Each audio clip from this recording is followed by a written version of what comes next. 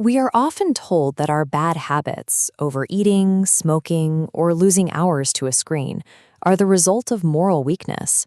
The conventional view is that if we can't stop, we simply lack self-control. In 1971, during the 16th year of the Vietnam War, two U.S. congressmen made a discovery that challenged this cultural assumption. While visiting the troops, they learned that 15% of U.S. soldiers stationed in Vietnam were heroin addicts.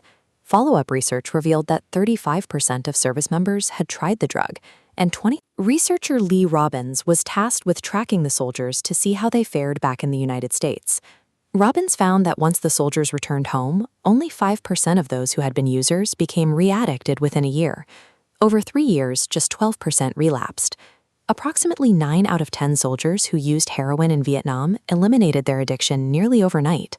This data contradicted the prevailing belief that addiction was a character flaw. It suggested that habits could dissolve if there was a radical change in the environment.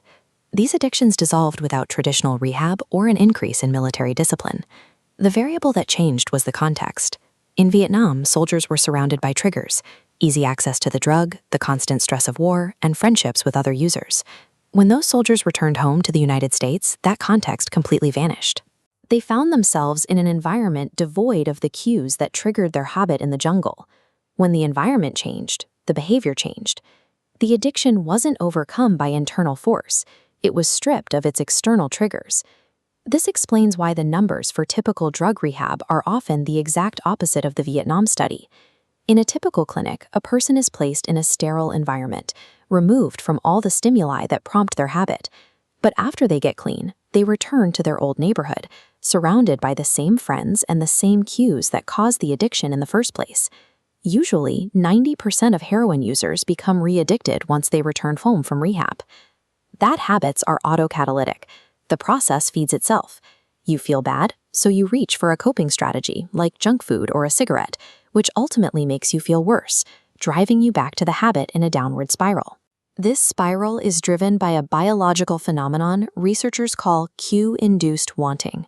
An external trigger causes a sudden, compulsive craving before the conscious, logical brain even realizes what is actually happening. Showing addicts cocaine for 33 milliseconds, too fast to consciously register, instantly stimulated the reward pathway. Once these mental grooves are carved, they are almost impossible to remove. Even decades later, the brain is ready when the cue arises.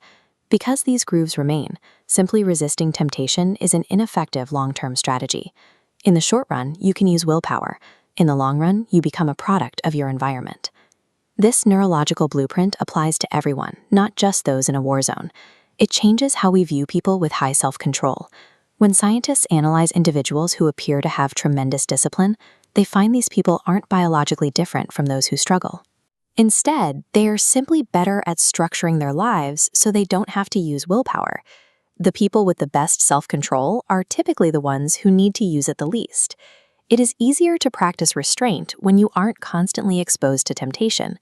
Perseverance and grit are essential to success, but the way to improve these qualities is not by wishing for more discipline, but by creating a more disciplined environment.